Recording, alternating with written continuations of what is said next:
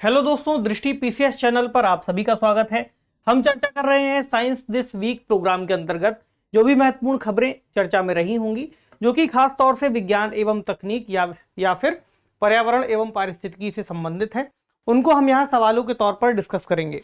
तो पिछले सेशन में आपको एक अभ्यास प्रश्न दिया गया था जिससे हम सेशन की शुरुआत करेंगे और इसका एक्सप्लेनेशन देखेंगे, जिसका जवाब आप लोगों ने कमेंट सेक्शन में दिया था। तो आप लोग इसके बाद मैच कर सकते हैं कि कितने लोगों का जवाब सही था।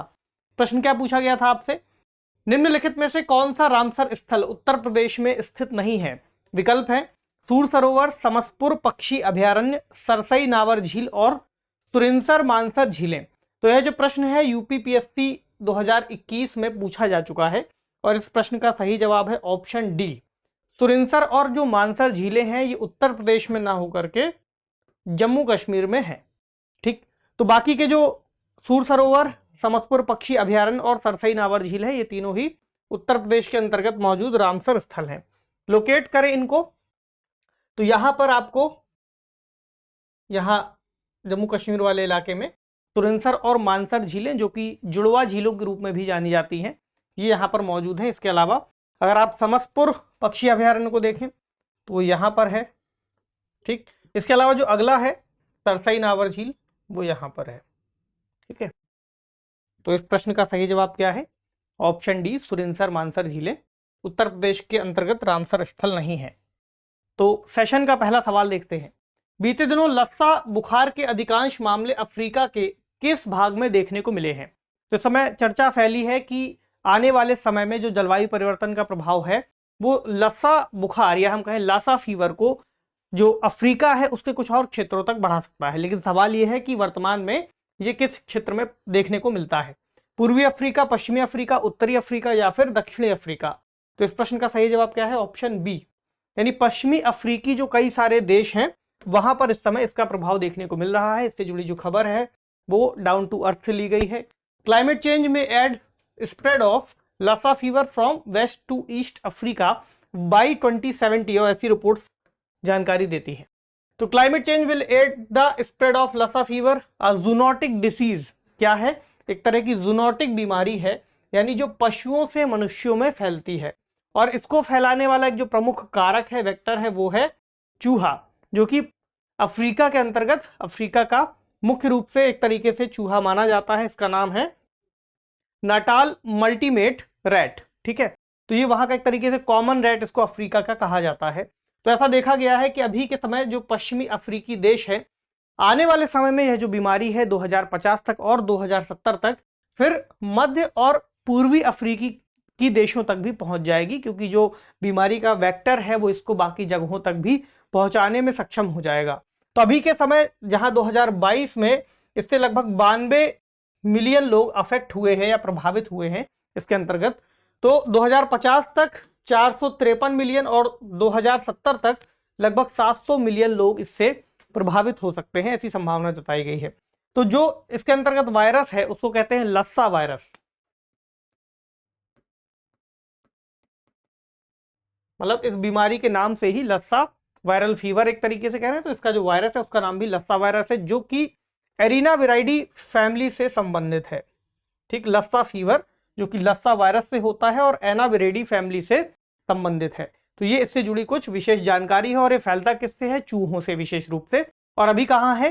पश्चिमी अफ्रीकी देशों में देखा गया है और आने वाले समय में इसको बताया गया है कि फिर अन्य देशों तक भी पहुंच सकता है, जो कि मध्य अफ्रीका या फिर पूर्वी अफ्रीका के देश हैं। तो इसका उत्तर अभी क्या है? पश्चिमी अफ्रीका, क्योंकि यहां पर ही ये एंडेमिक के रूप में या स्थानिक रूप से देखा गया है। चलिए अगला सवाल। गगनयान मिशन से पहले मानव रहित परीक्षण मिशन पर उड़ान भरने के लिए इसरो द्वारा किस ह्यूमनॉइड का विकास किया गया है? एक तरीके से उसका आपको नाम बताना है। विकल्प क्या है? तारिका, व्योममित्र, गगनयात्री और आकाश सहेली। तो इसकी जो खबर है इससे जुड़ी वो काफी समय पहले भी चर्चा में थी और चूंकि अब दोबारा इस पर खबर आ चुकी है तो इसको हम यहाँ पर डिस्कस कर लेते हैं। इसका सही जवाब है ऑप्शन बी, यानी कि एक व्योममित्र नाम का ह्यूमनॉइड इसरो के द्वारा डेवलप किया गया है, जो बेसिकली ह्यूमनॉइड हम कहें तो ह्यूमनॉइड का जो मतलब होता है, ह्यूमनॉइड क्या होता है? जो कि मनुष्य जैसा दिखे, मनुष्य जैसा दिखने वाला एक रोबोट। तो ये ह्यूमनॉइड है व्योममित्र। इससे जुड़ी खबर आई है candy talk ISRO's humanoid Vyommitra's skill get a lift off with digital grey matter. ठीक है, तो अब इसको अंतरिक्ष में भेजे जाने की तैयारी की जा रही है और फिर अंतरिक्ष में जाकर के ये आगे के जो मिशन हैं उनके लिए डेटा कलेक्ट करेगी। चूंकि आने वाले समय में गगनयान को भेजे जाने की तैयारी भारत कर रहा है, संभावना 2024 तक ऐसा किया जा सकता है। तो उससे पहले अब इसको भेजा जाएगा ताकि ये जाकर के वहां पर जो कॉन्टैक्ट्स हैं उनको उससे जुड़ी जानकारी दे सके। तो भारतीय अंतरिक्ष अनुसंधान संगठन यानी इसरो ने इसको विकसित किया है। ठीक, उससे जुड़ा एक और सिस्टम है इनर्शियल सिस्टम यूनिट, जो कि इसरो का ही है, इससे जुड़ा टेस्ट कर रहा है इसरो इनर्शियल सिस्टम यूनिट। ये एक तरह का अर्ध रोबोट है, यानी इसके जो धड़ से नीचे का हिस्सा है वो अभी विकसित नहीं किया गया है। वर्तमान समय में इसकी स्थिति कुछ इस तरह से है, यानी धड़ तक का हिस्सा है, हाथ है और बाकी शरीर है। तो इसमें आर्टिफिशियल इंटेलिजेंस एक तरीके से डेवलप की गई है, कंप्यूटर ब्रेन लगाया गया है ताकि जब इसको अंतरिक्ष में भेजा जाए तो ये कंट्रोल पैनल्स को रीड कर सके और यहाँ पर जो ग्राउंड स्टेशन है वहां पर जो लोग बैठे हैं, वैज्ञानिक बैठे हैं, उनके साथ संवाद कर सके। ठीक, तो इसका जो अनावरण है 2020 में किया गया था, इस बात को याद रखिएगा। ठीक है, ये इससे जुड़ी कुछ बेसिक जानकारी है। हमें क्या जानना है कि क्या नाम है इसका, व्योममित्र। ठीक, चलिए अगला प्रश्न, और बहुत महत्वपूर्ण प्रश्नों की अब कड़ी हम शुरू कर रहे हैं, जो कि कई बार परीक्षाओं में पूछा जा सकता है। इसके बारे में कई सारे फैक्ट ऐसे हैं जो आपको याद रखने हैं। ठीक है, कई सारे सेशंस में हमने इसको अलग अलग प्रोग्राम के अंतर्गत कवर किया है, लेकिन चूंकि जो भी विज्ञान से संबंधित नोबेल पुरस्कार है उनको भी कवर करना जरूरी है। तो शुरुआत करें भौतिकी से। इस वर्ष भौतिकी का नोबेल पुरस्कार किस खोज से संबंधित है? Option, black hole, quantum entanglement, neutron की खोज या फिर अल्ट्रा शॉर्ट ऑप्टिकल पल्स। आपको पता है इसका जवाब क्या है, क्वांटम एंटेंगलमेंट। इस साल का यानी कि 2022 का भौतिकी का नोबेल पुरस्कार क्वांटम एंटेंगलमेंट या हम कहें क्वांटम से संबंधित जो भी कई सारी रिसर्च है उससे जुड़ा हुआ है। किसको दिया गया है? 3 लोगों को दिया गया है। ठीक, जिसमें पहले हैं एलन एस्पेक्ट, जो कहां से हैं? फ्रांस से। दूसरे कौन है? जॉन एफ क्लॉजर, जो कहां से हैं? यूएसए से। और तीसरे कौन है? एंटोन जिलिंगर, जो कि ऑस्ट्रिया से हैं। इन तीनों ने मिलकर के इससे जुड़ी जो खोज है उसमें महत्वपूर्ण भूमिका निभाई है। तो जो नोबेल प्राइज किस चीज के लिए दिया गया इसको देख ले। तो the Nobel prize in physics 2022 was awarded jointly to Alan Aspect, John F. Clauser and Anton Zeilinger for experiment with entangled photons। इन शब्दों को ध्यान से आपको समझना है। entangled photons, establishing the violation of Bell inequalities और pioneering quantum information science।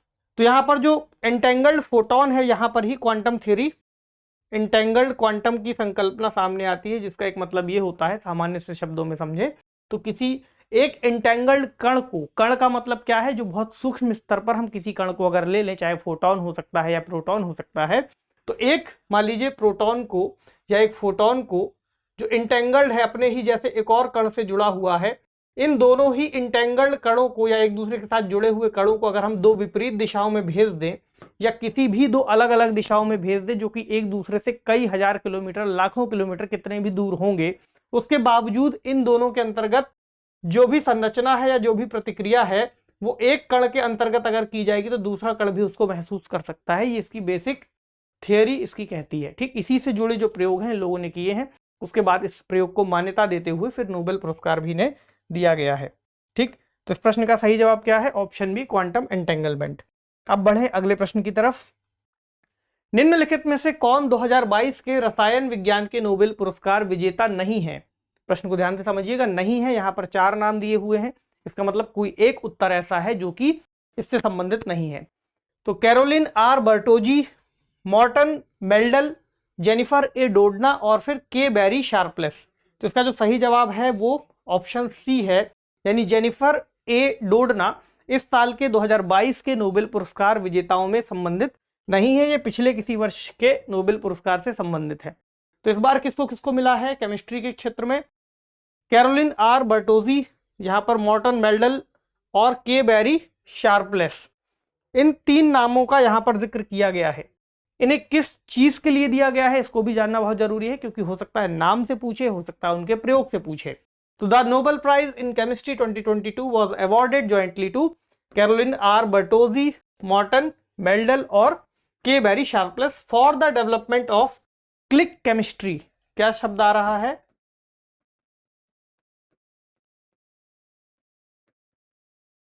Click chemistry, ठीक। And bioorthogonal chemistry, दो शब्द आएंगे, क्लिक केमिस्ट्री और बायो ऑर्थोगोनल केमिस्ट्री।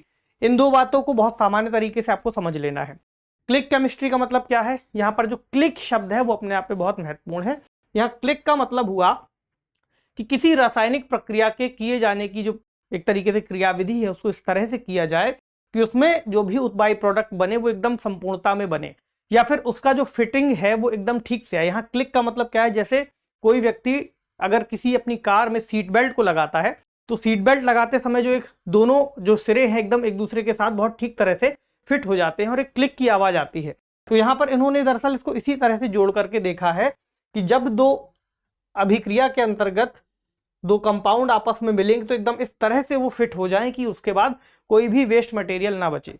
ये बेसिकली संबंधित है इससे, मतलब इस रिसर्च का फिर क्या महत्व है, तो इससे जो दवाओं का क्षेत्र है उसमें बहुत ज्यादा लाभ हो सकता है। अभी क्या देखा जाता है कि कई बार दवाएं बनाने के लिए जो केमिकल कंपाउंड्स हैं वो बड़ी मात्रा में मिलाए जाते हैं, उसका जो हमें उत्पाद प्राप्त होता है बहुत छोटी सी मात्रा में प्राप्त होता है, तो इससे वेस्ट बहुत ज्यादा उत्पन्न हो जाता है।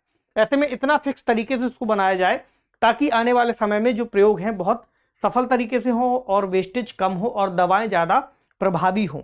इसी खोज के लिए आगे इन्होंने कहा है कि कैंसर का इलाज भी ये खोज लेंगे। दूसरा शब्द आया बायो ऑर्थोगोनल केमिस्ट्री। तो इसी में जो प्रयोग किया गया है बायो ऑर्थोगोनल केमिस्ट्री का वो कैरोलिन आर बर्टोजी ने किया है, और बायो ऑर्थोगोनल जो शब्द है वो भी इन्होंने ही दिया था 2003 के आसपास, ठीक। तो ये शब्द का एक तरीके से इन्होंने ही इसके बारे में कहा था। इसका मतलब क्या होता है बायो ऑर्थोगोनल केमिस्ट्री का? इसी चीज को जब आप किसी जैविक कोशिका या मनुष्य के जीवित शरीर के अंतर्गत जब आप ला देंगे तो जीवित शरीर में होने वाली ऐसी कोई अभिक्रिया जो कि उसके सामान्य रसायनों से अलग है या फिर उसमें कोई अन्य रसायनों को जब जोड़ा जाएगा तो वो कितने ज्यादा क्लिक तरीके से काम करेंगे, तो वो इससे संबंधित है। बेसिकली इसको किससे जोड़ दीजिए? किसी जीवित जीव से, ठीक। तो इस प्रयोग में फिर इनका नाम आ जाएगा। अच्छा, यहां पर एक नाम जो आप ये देख रहे हैं के बेरी शार्पलेस, इनका नाम भी एक और संदर्भ में जानना महत्वपूर्ण है क्योंकि इनको इस बार जो नोबेल प्राइज दिया गया है ये दूसरी बार दिया गया है, सेकंड टाइम मिला है। तो अब ये दूसरी बार नोबेल पुरस्कार प्राप्त करने के बाद उन 5 लोगों की सूची में शामिल हो जाते हैं जिनको 2 बार नोबेल पुरस्कार दिया गया है। अभी हम देख लेंगे। तो इनको इसके पहले नोबेल पुरस्कार 2001 में दिया गया है रसायन विज्ञान के ही क्षेत्र में। तब इन्होंने किस लिए दिया गया था? For his work on chirally catalyst oxidation reaction. इनसे जुड़े हुए जो अन्य वैज्ञानिक थे उस 2 नाम और हैं जिनको भी इस तरह के ही एक रिएक्शन से संबंधित जो कार्य था उसके लिए दिया गया था।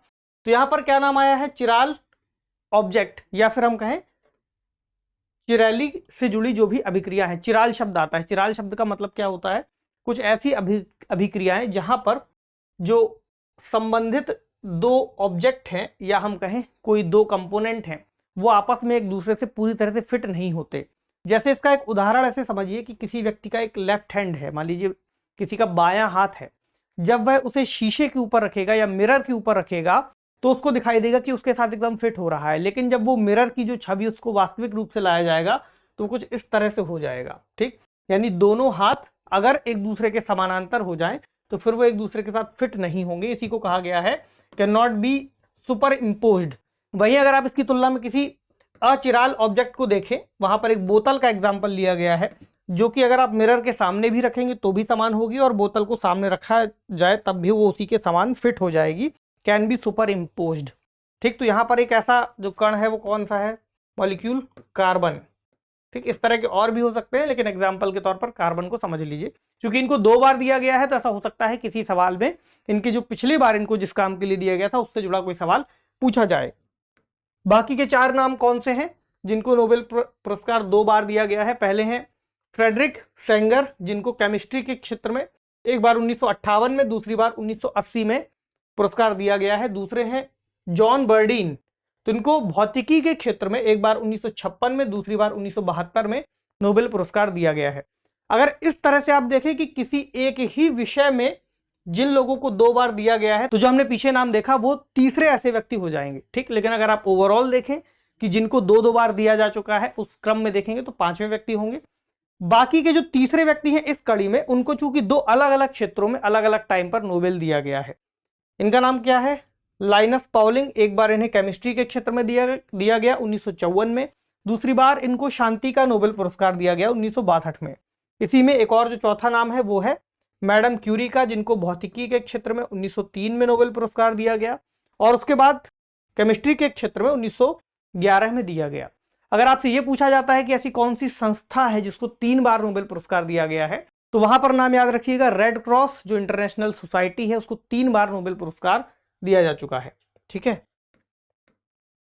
तो यहां पर जो सही जवाब है वो है ऑप्शन सी। बढ़े अगले सवाल की तरफ।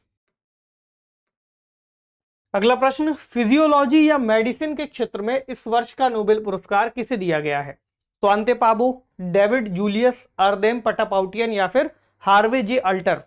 तो इसका सही जवाब क्या है, आप सभी को पता है, स्वांते पाबो।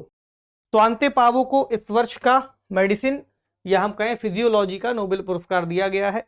किस खोज के लिए दिया गया है? इनको दिया गया है for his discoveries concerning the genomes of extinct hominins and human evolution.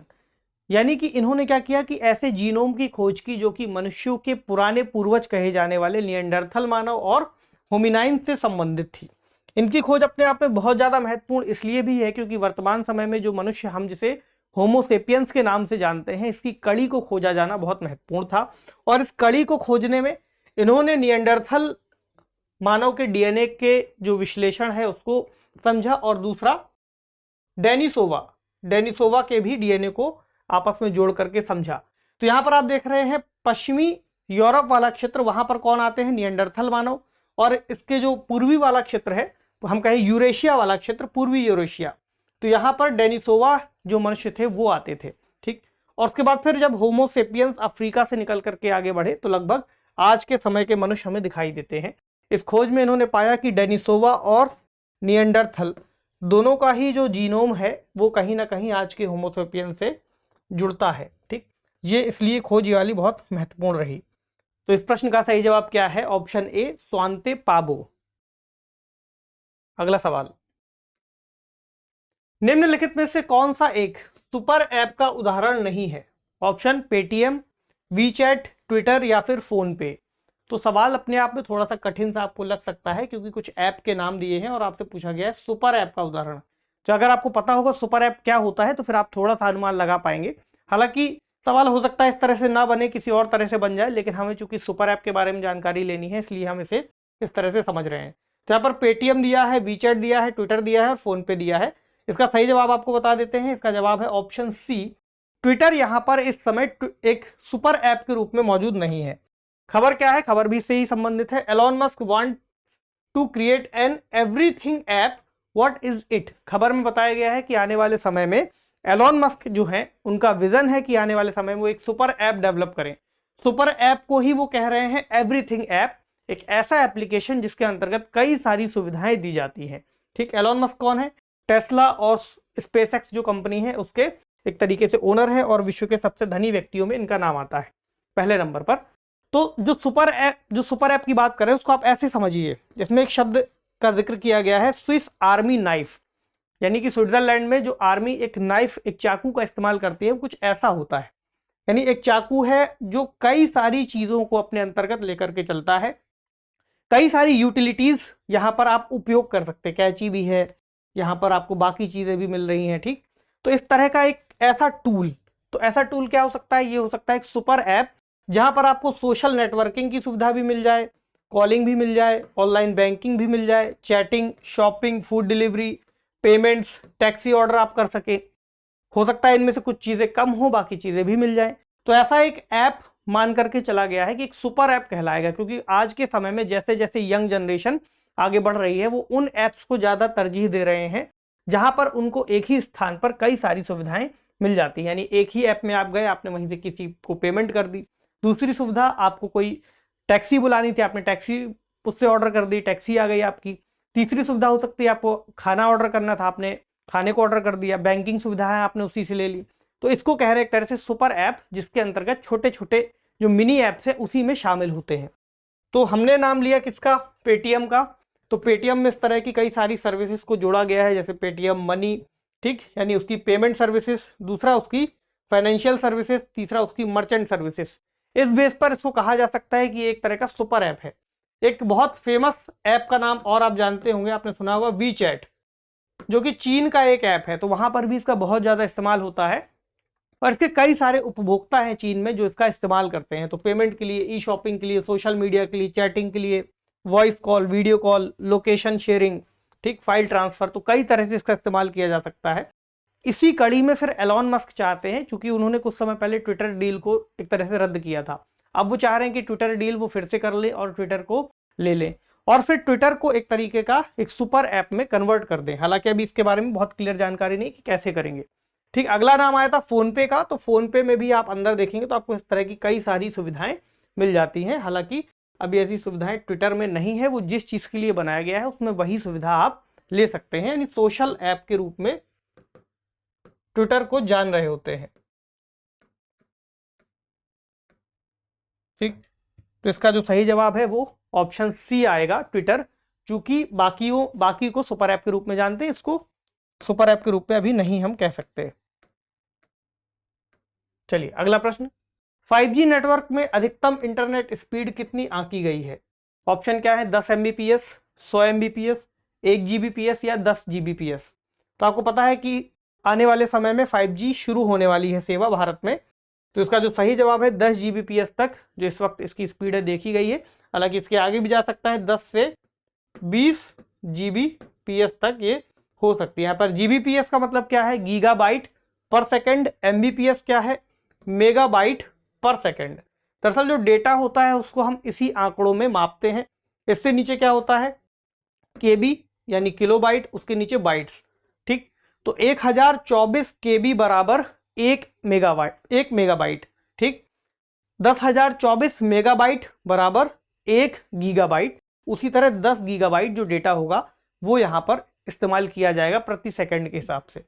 तो खबर क्या है इससे जुड़ी, 5G comes to India, see which cities will first get these services. तो इसमें दिल्ली, मुंबई, कोलकाता, इस तरह के मेट्रो शहरों का नाम है जिनको शुरुआत में इस तरह की सेवा दी जानी है।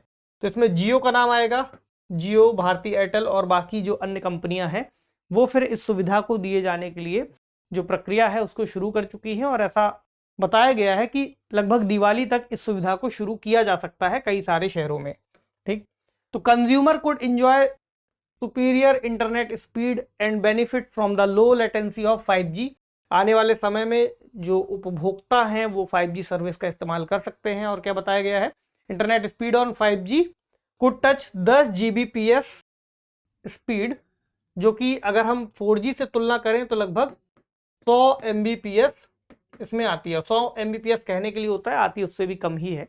हालांकि अगर 10 Gbps तक की पीक स्पीड की बात की जा रही है तो अगर इससे कम भी आएगी तो 1 Gbps तक तो आ ही सकती है। हालांकि देखना होगा कि किस क्षेत्र में कितनी सही तरीके से सर्विस दी जाती है, जिसके बाद उसकी सुविधा ली जा सकेगी। ठीक, इसमें यहाँ पर एक शब्द और आएगा लेटेंसी का। लेटेंसी का क्या मतलब होता है, देरी से। ठीक, तो लो लेटेंसी की बात है कि 5G बहुत कम देरी करेगा। ठीक, क्योंकि जो डेटा है वो पैकेट्स के रूप में भेजा जाता है और रिसीव किया जाता है।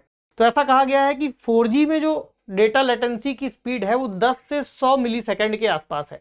ठीक, वही 5G में जो आ जाएगी, ये कितनी आ जाएगी, 1 मिली सेकेंड से कम। लेटेंसी का मतलब देरी, कितनी देरी करता है 4G नेटवर्क, 10 से 100 मिली सेकेंड की किसी डेटा को भेजने और रिसीव करने में। ये लेटेंसी जितनी ज्यादा होगी आप कह सकते हैं कि आपकी इंटरनेट की स्पीड उतनी स्लो है। लेटेंसी जितनी कम होगी, यानी अंडर 1 मिली सेकेंड से भी कम की देरी, तो उतना ही ज्यादा आपका इंटरनेट फास्ट होगा और डेटा उतनी ही तेजी से कैप्चर करेगा। ठीक, तो ये सुविधा है जो कि आने वाले समय में शुरू होने वाली है। इसलिए 5G तो वैसे भी कई बार परीक्षाओं में पूछा जा सकता है। ऑप्शन डी इसका सही जवाब है। चलिए इसमें एक चीज और देख लें, जो जनरेशन वाली बात करते हैं हम 5G। तो फर्स्ट जनरेशन जिसको हम 1G बोलते थे 1980 के दशक के आसपास आई थी, जिसमें केवल वॉइस कॉलिंग की जा सकती थी। सेकंड जनरेशन जिसको 2G कहते हैं वो 1990 के दशक की शुरुआत में आई थी, जहां पर 2G इंट्रोड्यूस किया गया था, जहां पर एक तरह से डिजिटल वॉइस का इस्तेमाल किया जाता था। अगली थी थर्ड जनरेशन जो कि 2000 सदी की शुरुआत में आई थी, यहाँ पर 3G सर्विस शुरू की जा चुकी थी और मोबाइल डेटा का इस्तेमाल किया जाता था। उसके बाद आई 4th जनरेशन, जिसको LTE भी कहते हैं। तो 4G की शुरुआत हुई 2010 के दशक में, ठीक है। तो LG LTE फिर उससे ज़्यादा फास्ट सर्विस देता था और उसके बाद अब 5G यानी मोबाइल नेटवर्क जनरेशन की 5वीं पीढ़ी की शुरुआत हो गई है। चलिए, तो अब कुछ सवाल हमने मध्य प्रदेश की PCS परीक्षाओं से जुड़े हुए लिए हैं, ताकि उन PCS परीक्षाओं से जुड़े जो प्रश्न आपकी पिछली परीक्षाओं में पूछे गए हैं उनका भी आपको अभ्यास होता रहे। MPPSC 2021 का ये सवाल है, हाइड्रोक्लोरिक एसिड किस अंग में स्रावित होता है? ऑप्शन आत्र, यकृत, आमाशय या फिर अग्नाशय। सही जवाब क्या है? Option C, आमाशय। बेसिकली ये प्रश्न किससे संबंधित था? मनुष्य के पाचन तंत्र से। तो पाचन तंत्र में हम कौन कौन से अंगों को शामिल कर सकते हैं, यहाँ पर दिए हुए हैं। तो मुख से ही पाचन की शुरुआत होना शुरू हो जाती है, ऐसा देखा गया है। और उसके बाद आगे चल करके मलाशय और फिर गुदा से जो पाचन के बाद बचा हुआ वेस्ट होता है वो बाहर निकल जाता है। तो इसमें आमाशय जो कि यहाँ पर मौजूद है, प्रमुख अंग है पाचन से जुड़ा हुआ, ठीक, जहां पर एसिड स्रावित होता है। तो ऑप्शन सी इसका सही जवाब है। अगला एक और सवाल 2021 के ही परीक्षाओं से संबंधित है, सारगैसो सागर कहां स्थित है? ऑप्शन उत्तरी अटलांटिक महासागर, दक्षिणी अटलांटिक महासागर, हिंद महासागर या फिर उत्तरी प्रशांत महासागर। तो इसका सही जवाब क्या है? ऑप्शन ए, उत्तरी अटलांटिक महासागर। इसकी लोकेशन आपको यहां पर मिलेगी, ये है यूनाइटेड स्टेट्स ऑफ अमेरिका, ठीक, और यहाँ पर अफ्रीका का भाग और लगभग उत्तरी अटलांटिक के यहाँ पर इस क्षेत्र में ये मौजूद है। एक तरह का शांत जल का क्षेत्र है और जो भी जलधाराएं हैं जैसे गल्फ स्ट्रीम है, ठीक, इस क्षेत्र से हट करके ही चलती हैं। इस बात को याद रखिएगा। यहाँ पर कुछ खास तरह की घास पाई जाती है, समुद्री घास। तो एक अलग तरह का ही ये क्षेत्र है, यहाँ पर आमतौर पर जो यातायात है, समुद्री यातायात, वो कम रहता है, इसलिए इसको शांत जल का क्षेत्र भी कहते हैं। ये पूछा गया था तो इसके बारे में जानकारी आपको होनी चाहिए। चलिए एक और सवाल, विश्व स्वास्थ्य संगठन WHO की स्थापना कब हुई थी? कुछ बेसिक सवाल भी इस तरह से पूछ लिए जाते हैं। ऑप्शन 5 मई 1951, 10 जून 1950, 7 अप्रैल 1948 या फिर 10 जुलाई 1949। तो अगर आपको तारीख नहीं भी याद है, आपको केवल इतना याद है कि 1948 में हुई थी, तो आप इसे सॉल्व कर लेंगे। और 1948 WHO की वेबसाइट में भी दिया गया है। फाउंडेड इन 1948 और यूनाइटेड नेशंस की एजेंसी से एक तरह से जुड़ा हुआ है, पार्टनर है। और क्या काम है इसका? विश्व के अंतर्गत स्वास्थ्य से जुड़ी जो भी समस्याएं हैं, स्वास्थ्य से जुड़े हुए जो मुद्दे हैं, उनकी दिशा में कार्य करता है और विश्व को हेल्दी रहने में, कई तरह की बीमारियों से बचाने में, बीमारियों की पहचान करने में, बहुत सारे कामों से यह जुड़ता है। तो दवाएं हों, मेडिसिन के क्षेत्र से जुड़ी हुई चीज़ें हों, मनुष्य के स्वास्थ्य से जुड़ी हुई चीज़ें हों, कोई बड़ी बीमारी हो, कोई महामारी हो, उन सब चीज़ों की देखरेख ये करता है, ठीक है। चलिए अब ले ले एक अभ्यास प्रश्न, जिसका आपको कमेंट सेक्शन में जवाब देना है। प्रश्न क्या है? फास्फेटेज परीक्षण किसके विश्लेषण हेतु उपयोग में लिया जाता है? ऑप्शन दूध, चाय, पानी या फिर उपरोक्त सभी। तो कमेंट सेक्शन में जल्दी से आपको इस कठिन से दिखने वाले सवाल का जवाब देना है। आपसे मिलेंगे इस प्रश्न के उत्तर के साथ अगले सेशन में। तब तक पढ़ते रहिए, ख्याल रखिए, शुक्रिया।